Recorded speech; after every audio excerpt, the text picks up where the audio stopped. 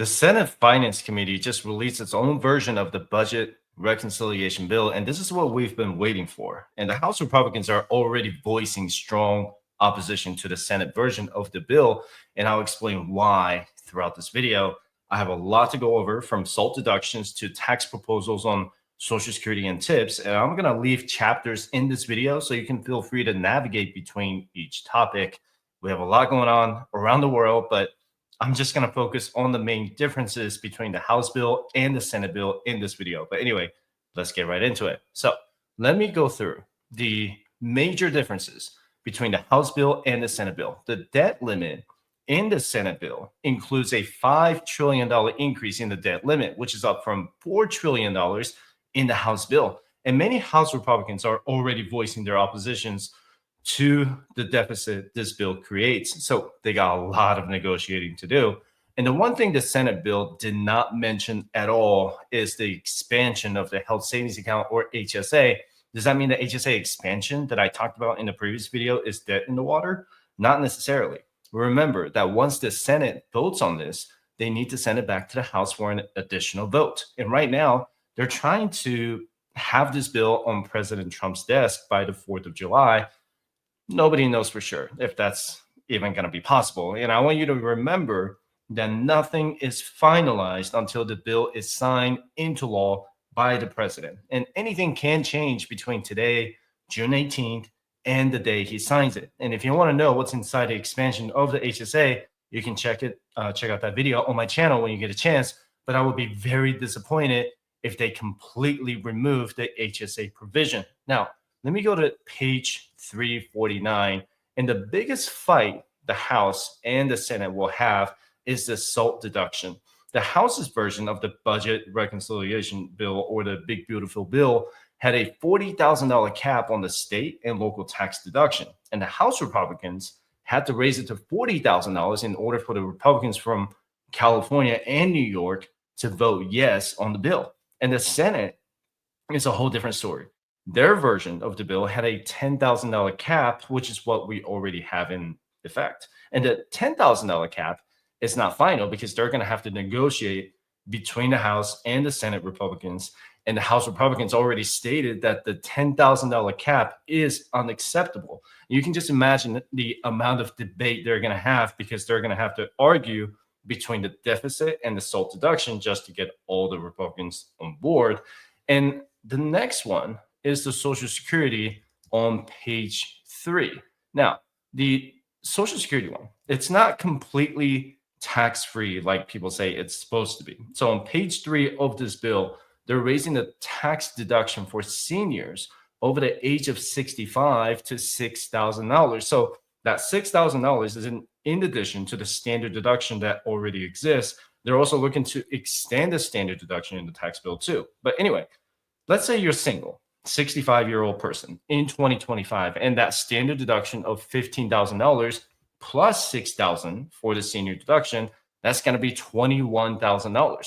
And remember, if you combine, or your combined income is less than $25,000 as a single individual, or $32,000 as a married couple, you do not get taxed on your Social Security benefits. You do get taxed 50% of your benefits when your income is between $25,000 and $34,000 as a single individual, or between $32,000 and $44,000 as a married couple. Then anything above $34,000 is a single individual, or $44,000 as a married couple would get taxed up to 85% of the Social Security. So even with the raised senior deduction, you could still get taxed on your Social Security benefits if your combined income is more than what I just stated. And not to mention how 7 or 8 states like Colorado, Montana, and Vermont still charge retirees Social Security tax. So that's a completely separate issue.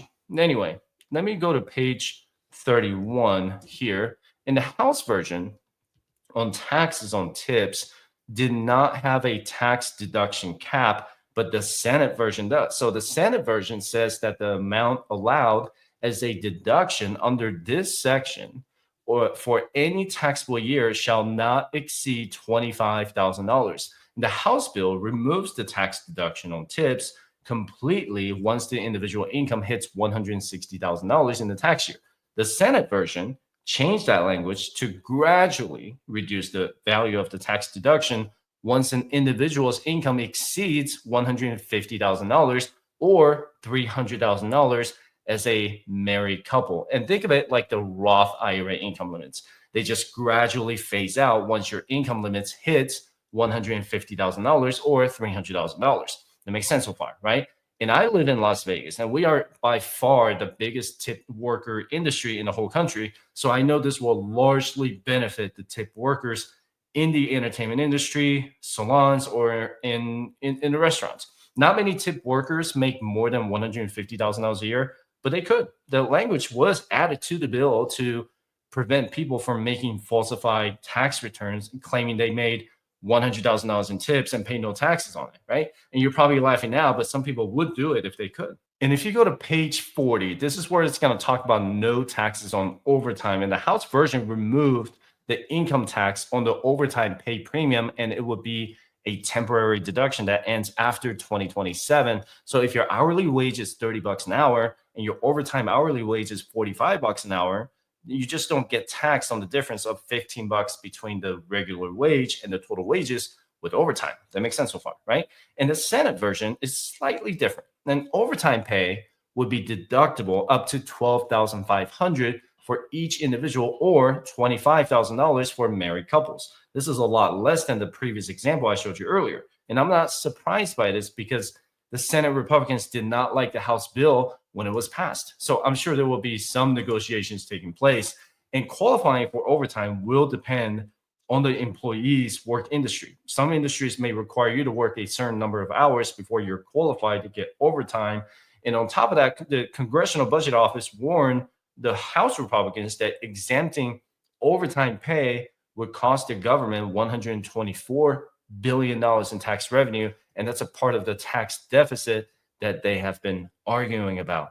And then when you go to page 45 here, the car loan interest also made it to the Senate tax bill, but only between tax years 2025, 2026, 2027, and 2028. It will expire on December 31st, 2028. And there's an income limit to deduct your car loan interest. The qualified passenger vehicle loan interest clause will be reduced by $200 for each $1,000 you exceed in modified adjusted gross income for $100,000 per individual or $200,000 per married couple. And the final assembly of the vehicle has to be done in the United States in order to qualify for the car loan interest. Now, let me go to page 79 because this is the other one that people are fired up about. And this section about the business income deduction is just angering some House Republicans. And the Senate Republicans proposed to make some business-related tax breaks permanent while limiting the deduction for state and local income taxes, which I talked about earlier with the SALT deductions, right? And these permanent tax breaks cover full expenses from domestic research and development and new capital investment for machinery and equipment. And these tax breaks were temporary in the House version. So when the Senate passes the bill, it's going to need to be sent back to the House for another vote before Trump can sign into law. Now, let's go to page 491 here for the Medicaid. And this is probably what will hit the news media the most. And that's the Medicaid provision of the tax bill right now. And so the Senate version of the bill will gradually lower the allowable provider tax from 6% to 3.5% in Medicaid expansion states starting in 2027. So in 2027, it's going to be reduced from 6% to 5.5% and 5% in 2028, and 4.5% in 2029, 4% in 2030, and then 3.5% in 2031. And this is completely the opposite of what the House Republicans proposed by raising their provider tax beyond the current 6%.